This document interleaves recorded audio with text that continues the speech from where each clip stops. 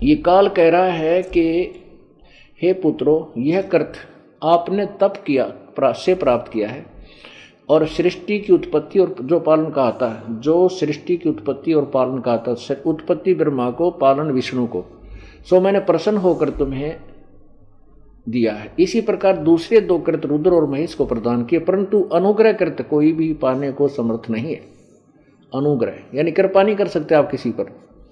जैसा भी मैंने कहा है वैसी सतिथि और उतना ही पालन जो तुम्हारे को मिले उनका संस्कार देना है, और संहार भी उसी समय कर्म अनुसार ही कर सकते हो। इससे कमबत्ती तुम नहीं करोगे, अनुग्रह नहीं कर सकते, किसी पे कृपा नहीं कर सकोगे। यही कारण था कि जब अभिमन्यु की मृत्यु हुई चक्रव्यूह में, अभिमन्यु की मृत्यु हुई, श्री कृष्ण जी उसको जीवित नहीं कर सके, जबकि उनका सगा भांजा था, सुभद्रा का पुत्र था, कौरवों पांडवों का कुल नाश हो रहा था, श्री कृष्ण रो रहा था, सुभद्रा टक्कर मार रही थी, शिव कृष्ण अर्थात विष्णु उसे जीवित नहीं कर सका, अनुग्रह नहीं कर सका। यही प्रमाण करती है अपनी शिवपुराण। अब दास यही सिद्ध करना चाहता, शिवपुराण का चैप्टर, शिवपुराण का जो पार्ट है वो अब इस विषय पर समाप्त हुआ। अब आपको सिद्ध हो गया कि प्रकृति दुर्गा को कहते हैं, 8 भुजा वाली है, तीनों देवताओं की जननी है, और काल रूपी ब्रह्म भी इसी को कहते हैं। किसको? काल को। आपने शिव पुराण अभी देखा था, फिर देखिएगा जो गीता प्रेस गोरखपुर से प्रकाशित है, इसमें से सिद्ध करना है कि काल रूपी ब्रह्म कौन है। ये रुद्र संहिता अध्याय नंबर 6 प्रश्न नंबर 101 पर क्या लिखा है कि वे अपने सारे अंगों पर भस्म रमाए रहते उन काल रूपी ब्रह्म ने, ये काल रूपी ब्रह्म ने शक्ति के साथ, नाथ नहीं है, शिवलोक नामक क्षेत्र का निर्माण किया, और फिर उन्होंने एक समय आनंद वन रमण करते हुए शिवा और शिव के मन में इच्छा हुई किसी दूसरे पुरुष की सृष्टि करनी चाहिए। ऐसा निश्चय करके शक्ति सहित सर्वव्यापी परमेश्वर ने अपने वाम भाव पर 10वें अपने लिखा, इन्होंने ये गलत कर दिया, शिव ने नहीं, वहां उसमें स्पष्ट लिखा था, शिवा के 10वें अंग पर अमृत मल दिया। फिर तो वहां से एक पुरुष प्रकट हुआ जो तीनों लोकों में सबसे सुंदर था। उसका नाम क्या है? शिव ने कहा वत्स, इस काल रूपी ब्रह्म ने कहा वत्स, व्यापक होने के कारण तुम्हारा विष्णु नाम विख्यात हुआ। फिर ब्रह्मा कहता है कि तत्पश्चात कल्याणकारी परमेश्वर शाम सदा शिव ने पूर्वत प्रयत्न करके उसी तरह दाहिने अंग से मुझे उत्पन्न किया। अब सिद्ध हो गए, अब इन तीन सिद्ध हो गए, ब्रह्मा विष्णु और महेश। पुण्यात्मा, ये सदग्रंथ इसलिए दिखा रहा है दास के वर्तमान में सभी शिक्षित, मानव समाज शिक्षित है, बूढ़े से लेकर और बालक तक सभी अक्षर ज्ञान युक्त है, और हम अब भ्रमित नहीं हो सकते जब ये ज्ञान आंखों देख लेंगे।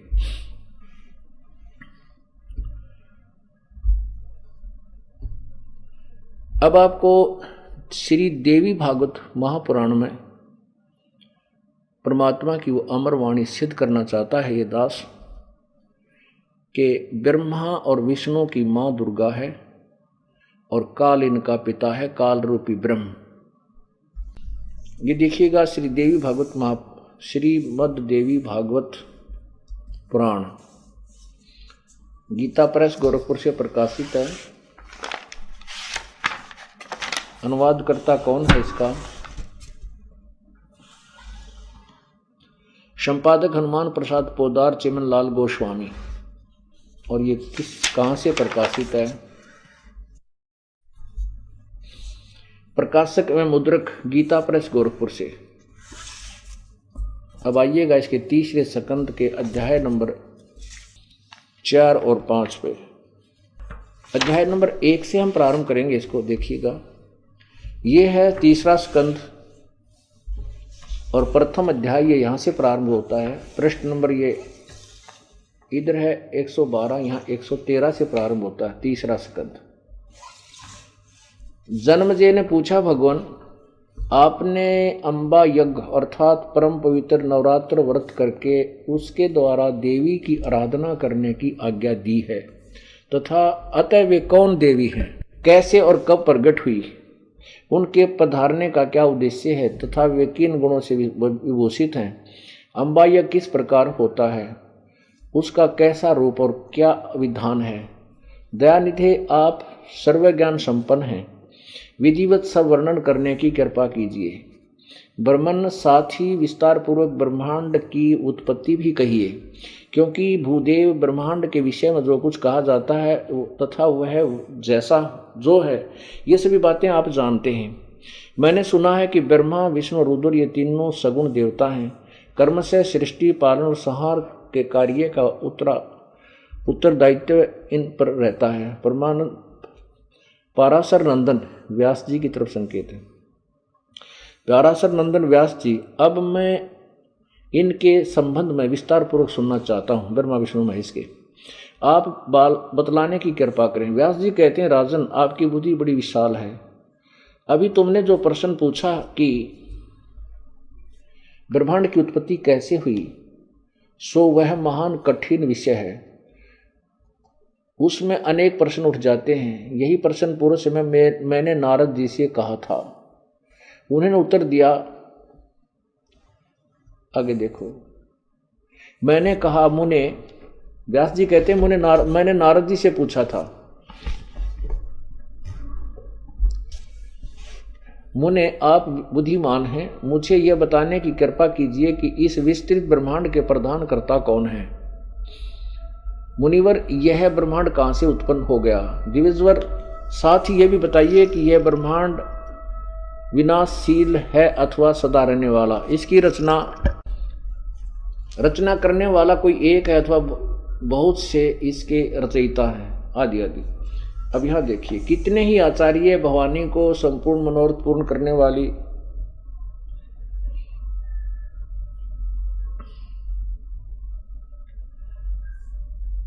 बतलाते हैं। वे आदि माया महाशक्ति एवं परम पुरुष के साथ रहकर कार्य संपादन करने वाली प्रकृति हैं। ये प्रकृति शब्द याद रखना, गीता जी में आपके काम आओगा कि दुर्गा पुराण में भी, देवी पुराण में भी प्रकृति दुर्गा को कह रहे हैं। ब्रह्म के साथ उनका अभेद संबंध है। ब्रह्म ये काल है, काल रूपी ब्रह्म आपने शिव पुराण में पढ़ा था अभी। तो ये काल रूपी ब्रह्म के साथ इस प्रकृति का अभेद संबंध है, अर्थात ये पति पत्नी रूप में, अर्धांगिनी रूप में इसके साथ है। वे सृष्टि स्थिति और संहार कार्य में संलग्न रहती है। संपूर्ण प्राणियों एवं देवताओं की भी वे जननी है। उनका कभी जन्म और मरण नहीं होता।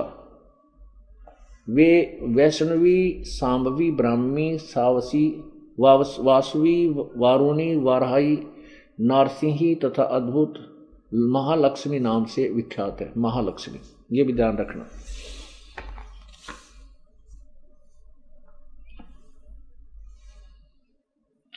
अब नारद जी बता रहे हैं व्यास जी को।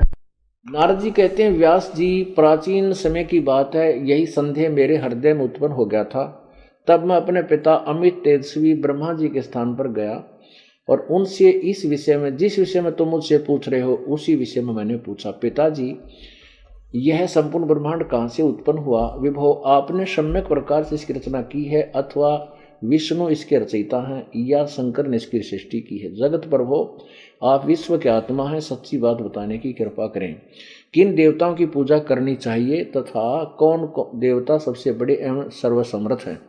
निष्पाप ब्रह्मा जी, इन सभी प्रश्नों का समाधान करके मेरे हृदय के संदेह को दूर करने की कृपा कीजिए।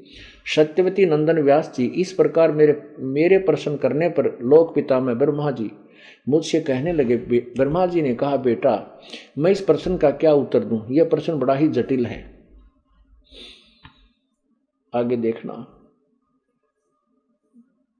तुम भगवान विष्णु, महाभाग, तुम भगवान विष्णु से इसका समुचित समाधान पा सकते हो। महामते, इस संसार में कोई भी रागी पुरुष ऐसा नहीं है जिसे यह हर रहस्य विदित हो।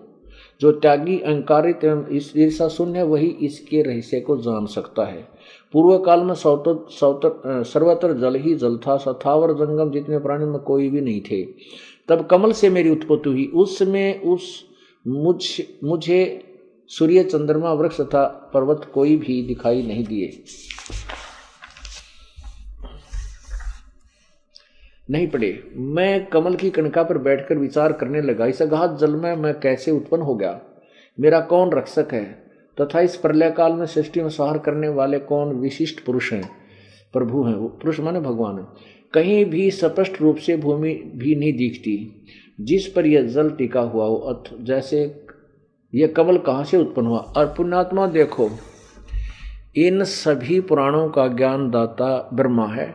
ब्रह्मा से सुने हुए ज्ञान को आगे जिसने भी वक्ता ने बोला है उसके नाम से पुराण का नाम पड़ गया।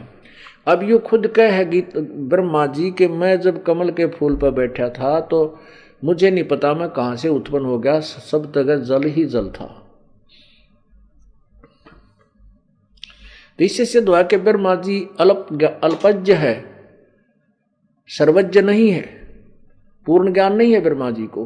लेकिन जो अपनी उत्पत्ति, अपने जन्म होने के बाद वो जो लिख रहा है वो ठीक है, वो वाणी उसकी सही है। सही में उसके द्वारा कही गई है, अपने आंखों देखा। उससे पहले की जो अटकल लगा रहा है वो उसका ज्ञान नहीं हो सकता। वो तो कबीर परमेश्वर इसको मिला था। हम बैरागी ब्रह्म पद सन्यासी महादेव, सो हम मंत्र दिया शिव जी को करे हमारी सेव। कबीर जी परमेश्वर जी कहते हैं कि हम बैरागी ब्रह्म पद, हम ब्रह्मा विष्णु महेश तीनों के पास गए थे प्रभु।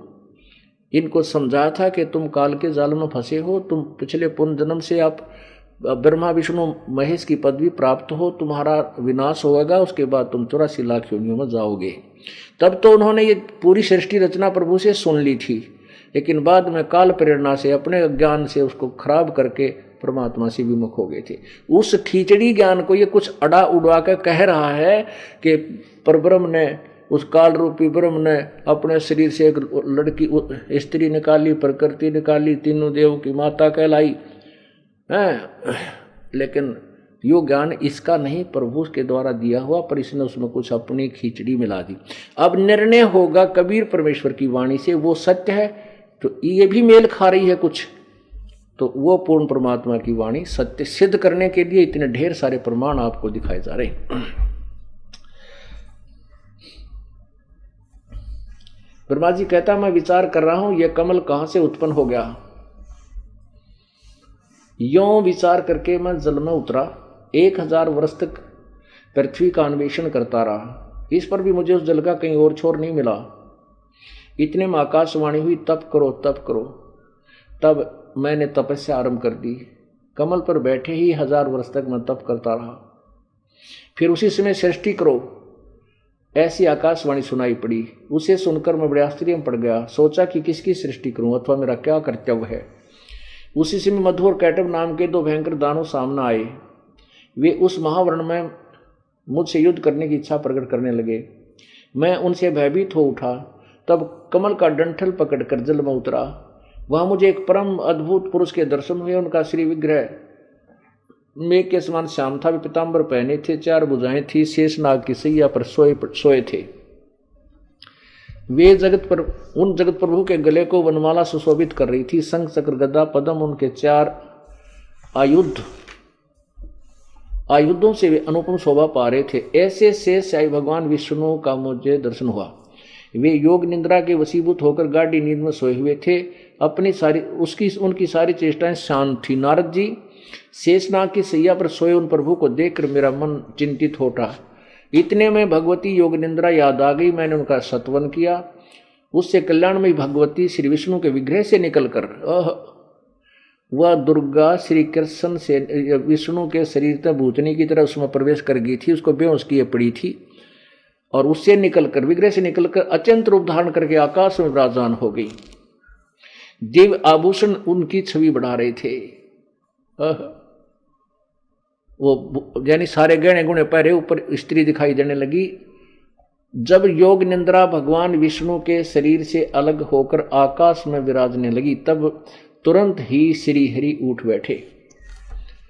अब देखो पुण्यात्माओं, इस काल ने कितना भयंकर जाल फैला रखा है। अपने ब्रह्मा विष्णु महेश अपने पुत्रों को भी भ्रमित कर रखा इसने, सच्चाई नहीं बता रखी इनको। ऐसे ये क्या करता है कि इसने ब्रह्मांड के सबसे ऊपर वाले शिखर में, चोटी में, टॉप मोस्ट प्लेस पे, सबसे ऊपर वाले स्थान पर, सर्वोपरि स्थान पर 3 स्थान बना रखे हैं।